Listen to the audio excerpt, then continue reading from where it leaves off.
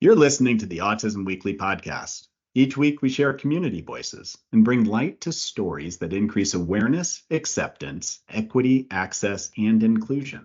If you haven't already, subscribe to join the Autism Weekly family. I'm your host, Jeff Skibitsky. This week, we're joined by Ling Tan, CEO of Lingo, and Jane Button, who are bringing their expertise in the field of behavior analysis.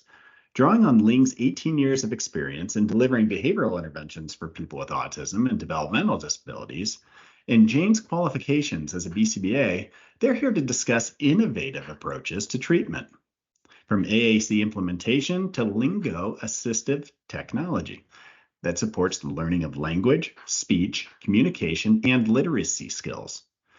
Ling, Jane, welcome to the podcast. It's great to be here. Thank you for inviting us. It's my pleasure. And one thing that I'd love to be able to do initially is just to allow the audience to get to know you all by giving a background, letting us know the story and the journey, because the field of autism also often brings people who have passion to the field. And it's such a service delivery oriented field that everybody's got their story. So maybe Ling, you can give us a little background, and Jane afterwards about, how you took your clinical experience and why it moved into speech and language. Sure, I can get started. Well, I started working with children with autism about 20 years ago. I was trained by one of the first board certified behavior analysts in Canada. There were about like 6 or 7 at the time. And back then, there wasn't really an education program. I had an undergrad I was getting my undergrad in psychology, and I was approached to babysit a boy with autism, and he was undergoing ABA therapy. And I was asked if I wanted to become a BC or just be trained by this BCBA. And so I'm like, oh, sure. I had no idea what ABA was at that time.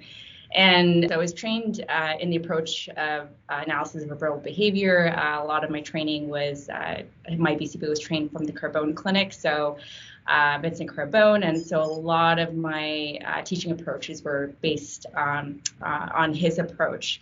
And so this little boy was not speaking at the time, and I was being trained by this BCBA who was incredible.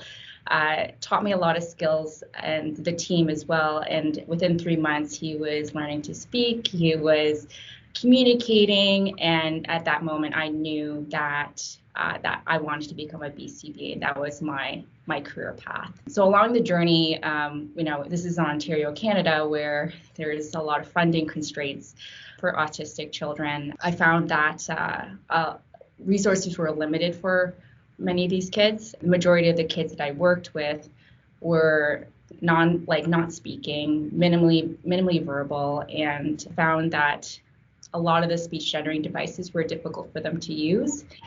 And it was an unfair advantage because there was some stipulations put on these children to make a certain amount of progress within a certain time frame, like 6 months. But it was really challenging for them to progress. And so that led me to think about how can we create a communication system that will allow them to progress and advance their language so that they could continue with their funding. If their funding was discontinued, if they weren't making progress, there was a lot more pressure for me to think of solutions on how to improve their tacting and interverbal skills across the VB map. So that led me to think a lot about how do we construct an AAC system.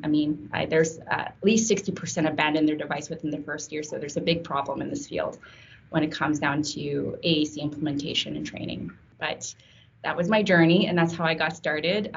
Since then, I'm a BCBA, an Ontario Autism Program Clinical Supervisor. My background is heavily in naturalistic developmental behavioral interventions. I'm an ESDM therapist and certified PRT as well. So learning language and communication is a big passion of mine.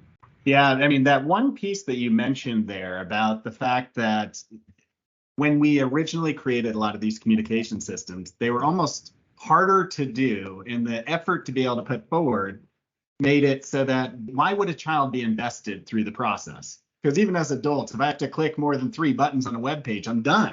So yeah. I'd love when we get into it a little bit deeper to understand how you made this process more user friendly and so that children could actually attach to it. But Jane, can you give us a little bit of background about your experience? Sure. Thanks so much, Jeff. I actually am pretty similar to Ling, where I got started in the field when I was a psychology student, was planning to become a psychologist. And I met a little girl in my community who absolutely inspired me. She was autistic and she had a fantastic team who was helping her to meet her potential. And I got to see firsthand how quickly she was able to learn with the support of applied behavior analysis. And I said, okay, this is what I want to do. This is what I want to dedicate my life and my career to. And so I had the privilege of working very early in my career. Actually, my first internship as a student was at a regional treatment center that took a multidisciplinary approach. So from day one, I was working not only with BCBAs, but also occupational therapists and speech language pathologists. And I remember very clearly going to my first IEP meeting and walking into a room of 25 individuals for one student, one student who was in kindergarten at the time. And I thought, wow, all of this for one student with one objective that we're all trying to commonly meet. And it was from that point that I realized that autism is so complex and it does require the understanding and the expertise of so many different professionals and schools of thought and education. And so I've always been fascinated by bringing to the table from a behavior analytic point of view, bringing to the table that knowledge when it comes to ABA, but also really collaborating with the other professionals and where they come from and where their expertise and knowledge is. I think that's such a beautiful collaboration when we have the opportunity. So that's kind of where my career started, but it took a turn when I was introduced to Lingo. And I was introduced very organically when I had gone to a mentor of mine who was both a speech language pathologist and a behavior analyst. And I was struggling with my caseload for individuals who were had complex communication needs. And those were mostly non-vocal or minimally vocal individuals. And I could see the potential that they had, and we were making progress on their different communication, language, and social skills, but I didn't feel like we were meeting them quickly enough. I felt that it could go a lot further. And at the time during the pandemic in particular, when I was working in family homes, I could see how much of a burden it was for families to be almost case managers and service coordinators bringing AAC systems into their lives. So I was introduced to Lingo, and I absolutely loved the design of the system and the mission to make communication accessible for individuals who need it. So that's how I came into Lingo, and our work is going strong now, and we've got a lot to do to get to our mission, but that's absolutely at the heart of what we do every single day. Well, I applaud the interdisciplinary work that you've done. I think that the ability to learn from different fields is what makes a wonderful clinician over time. And maybe, Ling, this is a question for you, is that when you were really diving deep into AAC implementation, as the school of thoughts have changed over time, is that, when we're talking about communication styles, is that you have vocal, you have sign language, and then you have the group that falls within AAC. So maybe you can give a little bit of background on where AAC fits within the scheme of communication and maybe how they all kind of intersect over time as well. Yes. So AAC stands for augmentative and alternative communication. So we all use forms of AAC every day. Texting is a form of AAC. Anything you do without speaking to communicate is a form of AAC. So sign language is a formal unaided AAC system. Using a gesture is an unaided form of AAC. So in terms of intersectionality, we all use forms of AAC. However, for those with autism, about 25 to 50% have very little to no functional speech. So they will require a form of AAC use. And from there, it's important to work as a multidisciplinary team, like work with a speech language pathologist to run an assessment on a person who requires AAC to communicate, and then look at the different types of devices or systems out there that would best serve their needs based on their learning style, or not necessarily learning style, but how they learn, like doing an assessment, how they learn and how they pick their implement their device to use their device to communicate. No, and that makes a ton of sense. And it also makes sense that you'd have to be able to draw off of a variety of assessments. And I mean, whether it's a speech pathologist, bring in an occupational therapist, bring in a physical therapist to understand limitations to what somebody's capable of doing. I think that all of that kind of works together to figure out how to give somebody the ability to be empowered and to have the voice that they need. But Jane, when you're talking with families and you're helping them through this process, I could tell you is that I'd be overwhelmed. It's like, I don't even know where to start. I've been told to do this. I've been told to do that. And then the next person tells me something completely different. Like that's how our world has been working. So how do you make sure that everybody's talking, communicating? How does that interdisciplinary team start? Because I'd like to bring that into our further discussion of lingo as a system, just to understand how we got there first. Absolutely. This is such a great question, Jeff. I could not agree with you more. The level of overwhelm when you're talking about introducing a system like this. And something that we say at Lingo all the time is teaching an AAC system and teaching communication skills is a marathon and not a sprint. So when you have so many different people at the table who have great expertise and are willing to collaborate with each other, I think it's really important to get everyone on the same page and take a look at what's important for the child that's in front of you today. We're all bringing our different areas of expertise and our backgrounds and our experience, but first and foremost, every conversation should start around who is the child that we're helping today and what is meaningful for them.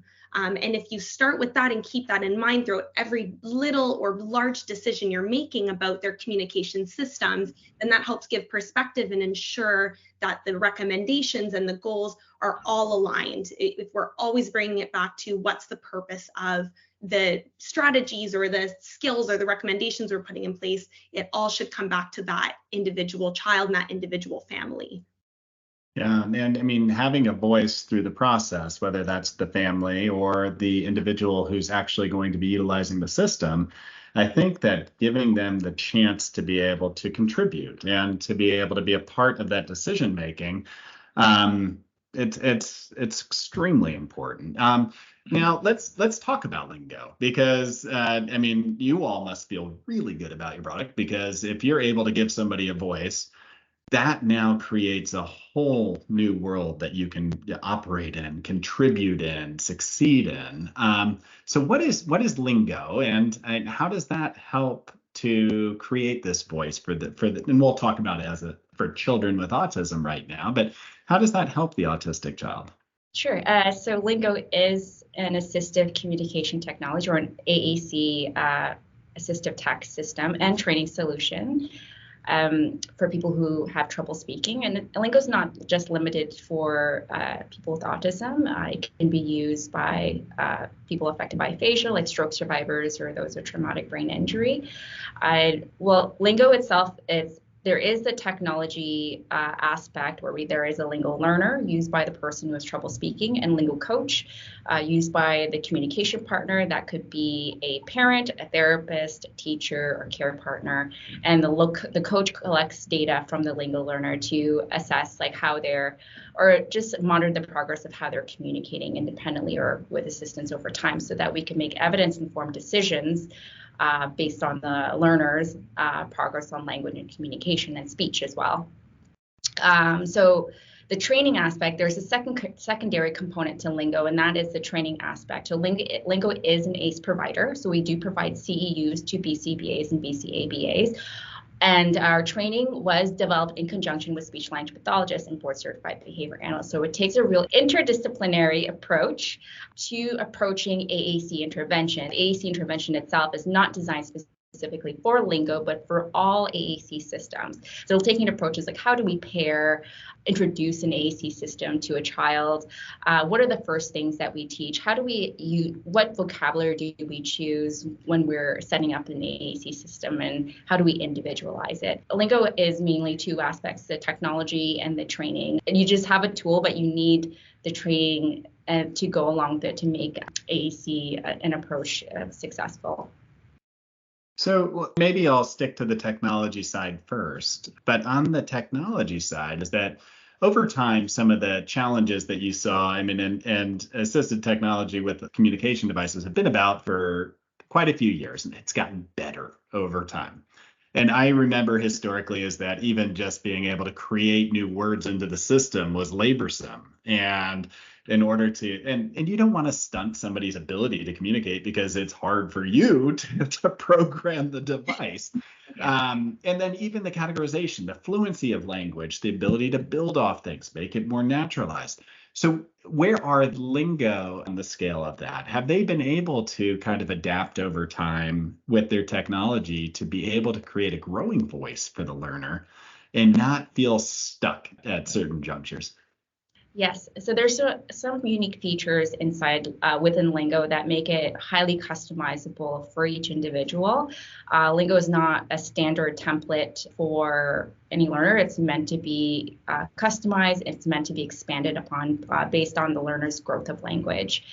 So one of the things about Lingo is that there's a thing called language trees, and that's programmed on the back end. We can start off with single word nodes or 2-word, 3-word connecting word flows. For example, mommy go park, or I go park, something like that, or I want to go to the park. You can expand it that way. However, wherever the individual learning and language and learning profile is at.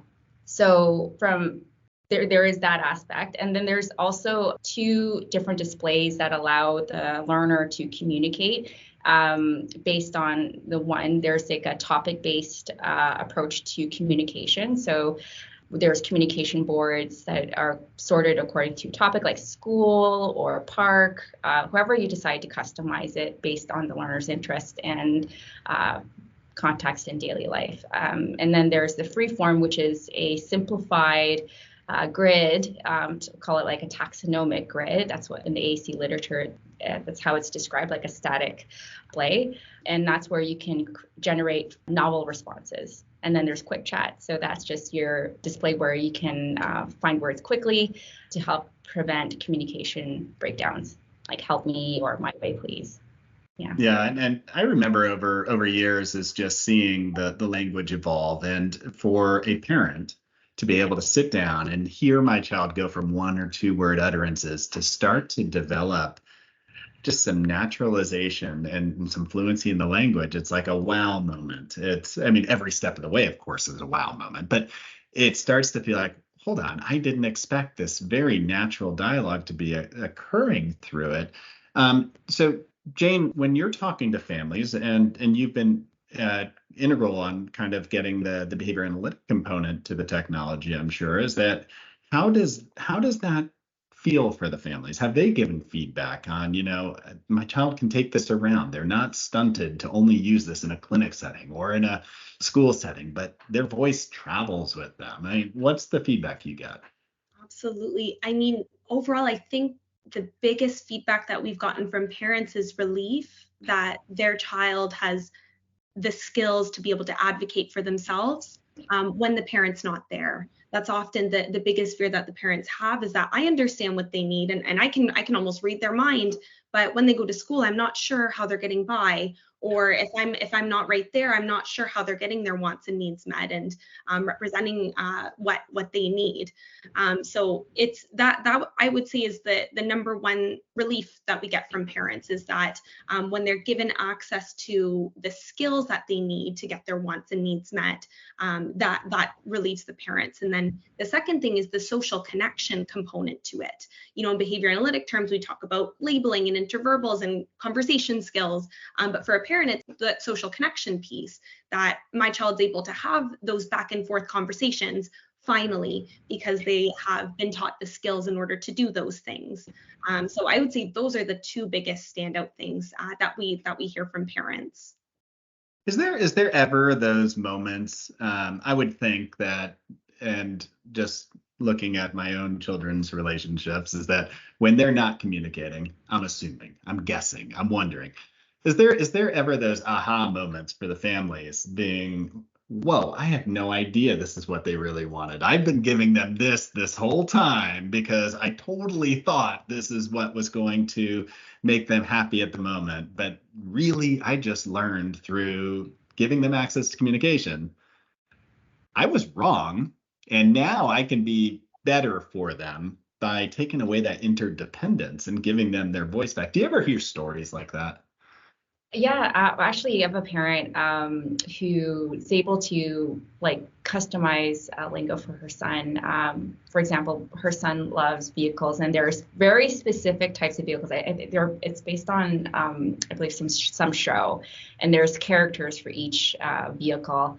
And so she's programmed it to include all of her son's favorite characters, and is able to have not a generic like toy truck pick, but her son really gets specific as to what he wants. And from there, he gets very, very motivated to communicate. So another example would be another parent just told me that, going to Tim Hortons is like a famous coffee shop chain in Canada, is that, her daughter is able to request very specific types of donuts at Tim Hortons, not a generic donut, but she's being specific with the type she wants, and she's able to go and speak to the cashier, well, using her lingo, and order what she wants and make comments and greetings. So just things like that. The parents have found that, their child doesn't get upset if they don't get their specific thing the specific thing that they want, that they're able to clarify their message a lot more. Yeah, I can imagine behaviorally is that it opens brand new doors for the families to actually be able to have these communication and meet the needs for their children better. And I know that lingo isn't just for the autistic community, is that every time you're talking about this, I'm thinking about my wife's line of work where she works with dementia care and sometimes stroke victims, things like that. And it's like I can see the frustration with some of her patients as well of like, I'm trying to get this out and I can't. Does it have applications beyond age sets and being able to kind of really hit the community at large? Is lingo that broad? AAC in general is quite broad. I designed it with a behavior analytic background. One thing is that Lingo is funded and partnered with the Center for Aging and Brain Health Innovation in Breakcrest Health in Toronto. And we had at our early pilot used Lingo with a stroke survivor. He had like just a few words, yes, no, mostly. So he was able to say yes, no. And his name is Bobby. He's actually his blog and the stories in the Center for Aging Brain Health Innovation website. And there's a story of him and me. And what I ended up doing was working with him for about three or so months. And I would visit him at the hospital, and we practice using Lingo, the first prototype, and taking similar approaches. Obviously, Bobby is a grown man. He had language. But teaching him in a way that would, one, get him accustomed to using the device first, because he's never used an iPad before. So we got him comfortable using the iPad, then taught him to find the words, like what do you say when you want to order something from Tim Hortons, or what do you say when you're thirsty? And he would go and select the words, and then eventually he would start saying it as he was pressing the tiles, and then he started speaking it independently, and then we went and generalized his communication. When we actually went to his favorite coffee shop, Tim Hortons. Tim Hortons is getting a lot of free advertisement today. So it was applicable for him. He actually ended up learning to have simple spoken conversations again, and his affect and his mood improved greatly because his words were coming out. He was able to string a few words together and actually like speak in sentences again. Basic confidence, and his relationship with his daughter improved because he was talking a bit more. So that's applicable. I think for dementia there needs to be some research, but there is research on AAC with dementia. I think that we just have to take a look at how Lingo would be applicable, especially when it comes to using textual prompts to support conversations. And Lingo could be applicable for that, for sure. Yeah, and that's one of my favorite things is that, as I talk with behavior analysts and when I talk with the technology world, is that we're not necessarily solving an autism diagnostic issue. We're trying to empower communication. We're trying to empower a skill set, which is really what our job is that we're empowerment people. But it goes across domains, it goes across people, and maybe this goes into the training side. And Jane, and When we're talking about interdisciplinary care, we're talking about trying to connect people who have been speaking different technology languages and different professional languages and getting them all on the same page to be patient-centered or client-centered or and focus on, what the issue is, what we're solving. So how does your training make sure that it can touch parents, behavior analysts, speech pathologists, teachers, community members, and interested party? Like, how does it hit everybody? That's such a great question. And, the easy solution would be if we could wave a magic wand and have everyone start right out from the same page. But I think it really goes back to everyone being in agreement on what your role is on that multidisciplinary team. If there's a case manager or if there's someone who's taking a lead in guiding the case and guiding the skills that are being developed. But the way that Lingo is addressing the training is looking at each individual as a unique learner and bringing the skills in that you're teaching based on what the current assessment is showing, and then starting on very specific skills and goals that, again, are meaningful for that individual and are going to bring them closer to what their goals are. So there are different levels of training that Lingo provides to be reflective of what the needs are. So at the very basic level, Lingo has created an introductory course, and it was created by BCBA and SLP professionals, as well as a communication disorder assistant. And that training is really meant to bring everyone on that same page. And it goes into, using the science of behavior analysis, which is the science of teaching and learning. How can we use behavior analysis to get that assessment and understand where step one is, and what are our very first goals, and what are the very first pieces of vocabulary that we're going to introduce, and then get right into action. Let's teach those very first skills together. So that introductory course is very much a great foot in the door for teams to all get on the same page together. And something that we've really talked about at Lingo is the parent and the caregiver and the family members are that most important voice in the room. So rather than having all of the professionals take the training, there's been a course that's mirrored for parents and for caregivers to take that and get that same education and information and knowledge, and then the application exercises that have been embedded within the training. So it gives parents and caregivers in language that can be understood, breaking things down in ways that you're not requiring years of clinical experience to implement. You're able to go into your kitchen and say, okay, what's a daily routine that makes sense for my family? How can I start out and introduce the system? So there's that parent caregiver side to it, as well as the professionals. And again, that's just the introductory level. But from there, Lingo's offering that individualized consultation, training, and support. And it can be, again, flexible depending on what the needs are. So whether that's a small ABA clinic who's consulting out to schools, or whether that's a large multi-level association or organization that has 100 different clinics across the US or across North America.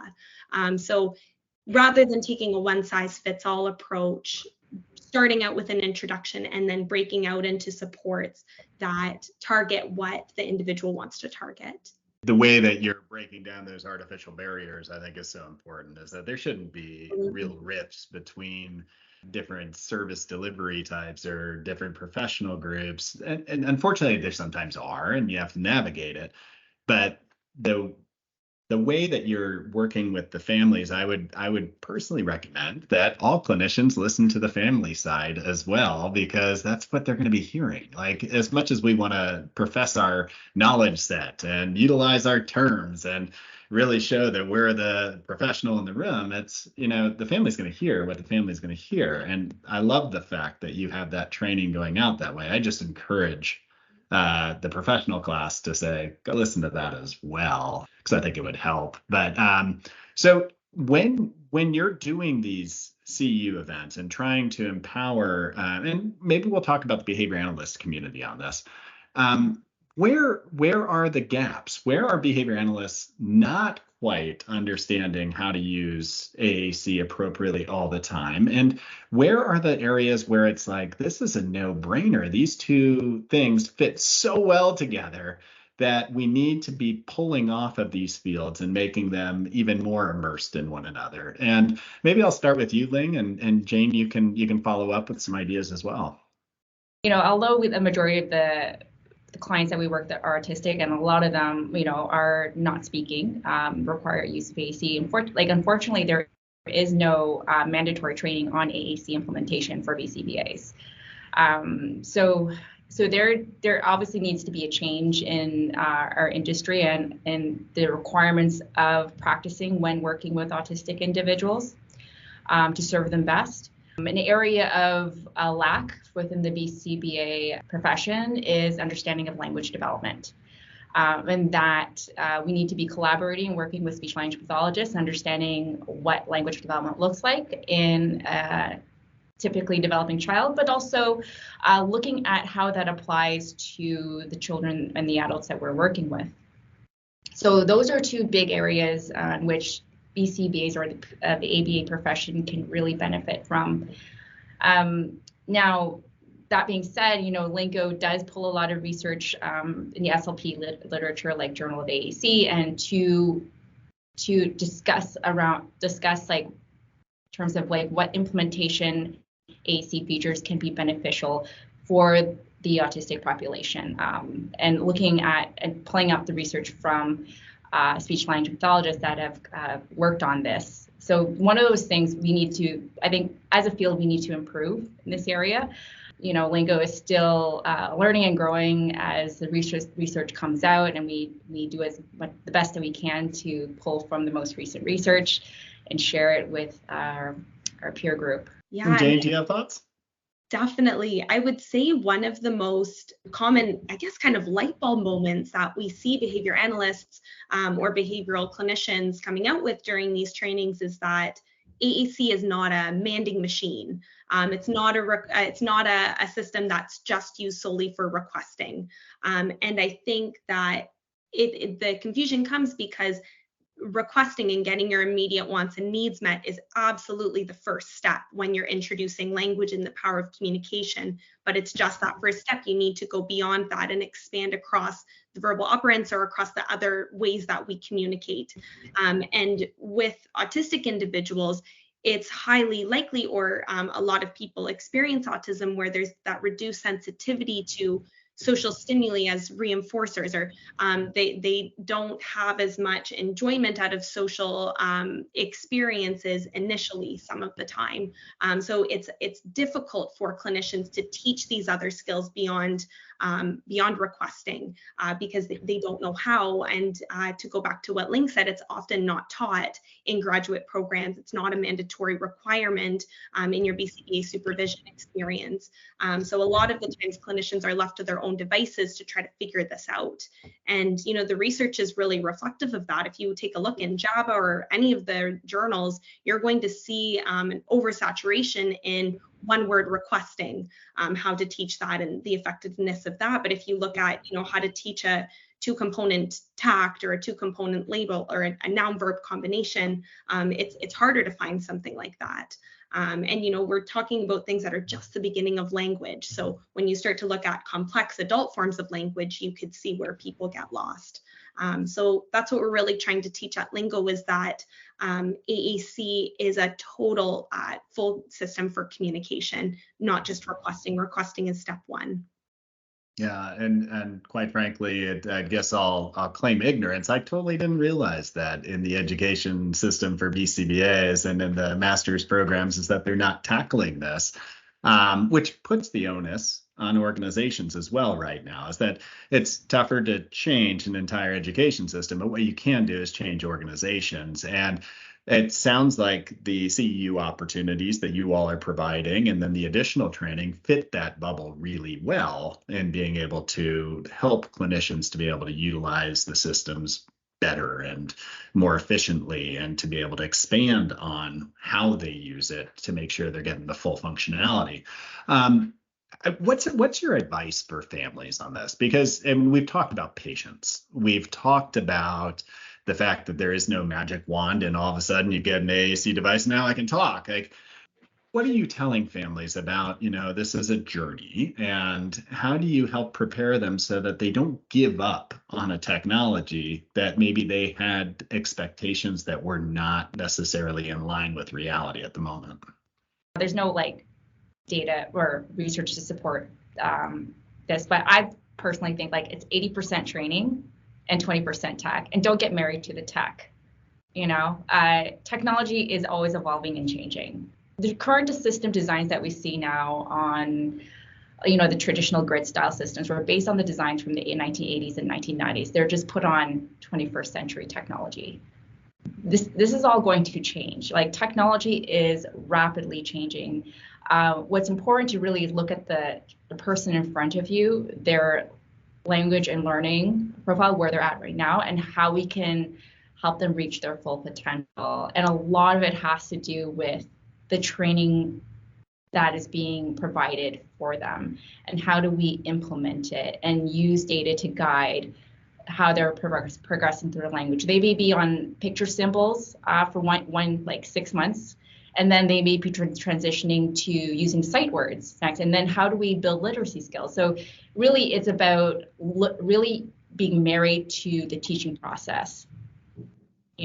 That's where I would start there. Not to be so hung up on the technology, but really be married to the teaching and taking evidence-based approaches to teaching language and literacy or speech. Yeah, I mean, would it be safe to say is that you're utilizing the technology as a vehicle to access the concepts, to access the actual procedures that are in place? It's a wonderful vehicle, and the easier you make that vehicle, and the way that you make it adaptable over time, is really what's going to make it so that it takes off and allows somebody to get the full ability that they have within them to explore communication easier. So what is it about Lingo that stands out? I mean, if you were to give me 3-4 things that, Lingo is actually, they're helping to guide the field in certain ways. Where would you be saying that Lingo is doing that well and helping families the most? So the one is that Lingo's display is a little bit more intuitive. I would say it's a bit more intuitive because there's 3 displays. One is a schematic design, which is, language organized according to context. The vocabulary is organized according to the topics. So this is just a lot more easier for the individual to navigate. The use of language trees. So, if someone is at a 12 to 18-month level in terms of their language development, we're not going to be expecting them to use full sentences. We're going to start off with at least 50 of the most meaningful and functional words for that individual, and it'll be organized in a way that it's easy for them to access. There are 2 unique features called transition to text and transition to speak. Both features are based in the AAC literature. Essentially, the transition to text helps the learner transition from use of pictures to sight words by systematically fading the pictures over time, so the learner responds to the sight word alone and uses text to communicate. So moving from pictures to text, sight word development, and then the transition to speak, which uses a time delay on certain words, so that gives the opportunity for that learner to say the word on their own. And the biggest one will be the data collection, my favorite, the data collection piece. So every time a learner says something, it gets sent over to coach if you're activated in a session, and you can mark the data, whether it's independent, whether you used a physical prompt or used aided language modeling, and then evaluate how they're learning across different prompts provided, or if there were no prompts provided. So you can really just take a look at your teaching style and seeing if this is the best way to teach your learner to communicate. All of those sound like wonderful features. And I mean, it definitely is blending the speech communication world and the behavior analytic world. And it's helping to kind of make sure that we're in lockstep as we move forward. And Jane, you've done a lot of the interdisciplinary work, and I know that just even putting something out there and having this product available is going to bring about interest. Where can people from all walks of professions and all walks of life start to gain access to lingo? I mean, are you all doing more trainings? Are you doing speaking events? Is there a website they should be looking for to be able to get this information? Absolutely. I would say the first thing to check out is the website. You can use the website to learn more about the features, create your Lingo Learner account and your Lingo Coach account, and get some information on the training. So I'm sure you'll put it in the show notes, but that's www.lingo.com with 2 G's. And we also love to connect with clinicians and with parents who are using the software. So we definitely invite you to send us an email to learn more about specific trainings that will be in your area, or the online training library that's available. So that would be an email address to info@lingo.com. And again, I'm sure we can put those in the show notes. But I'm glad you asked, Jeff, because we're actually taking a Lingo trip to Colorado to do some in-person trainings, and that'll be in the month of May. So if there's any parents or clinicians who are interested in live training, that would be the best time to reach us.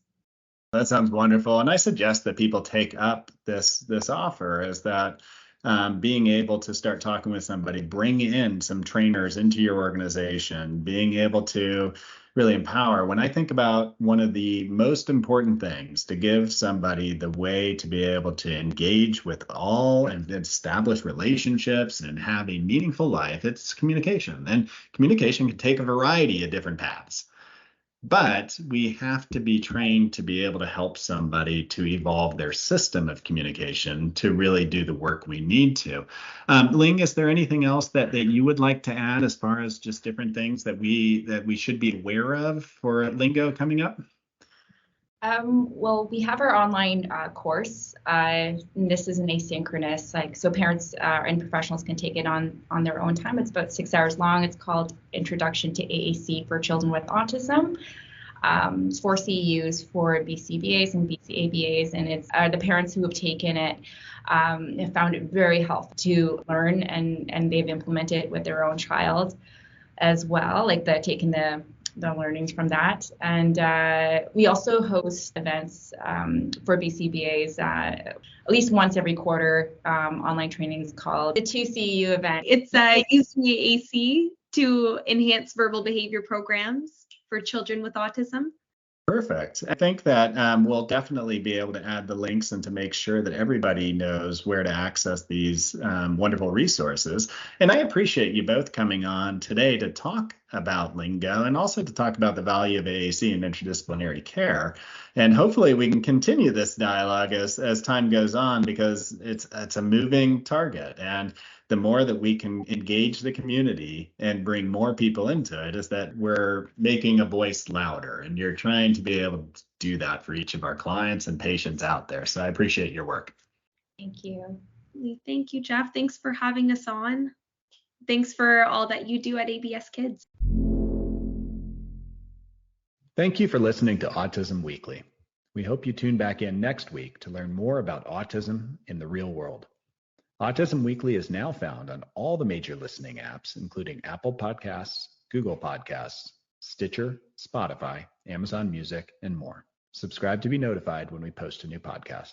Autism Weekly is produced by ABS Kids. ABS Kids is proud to provide diagnostic assessments and ABA therapy to children with developmental delays like autism spectrum disorder. You can learn more about ABS Kids and the Autism Weekly podcast by visiting abskids.com. Thanks for tuning in. See you again next week.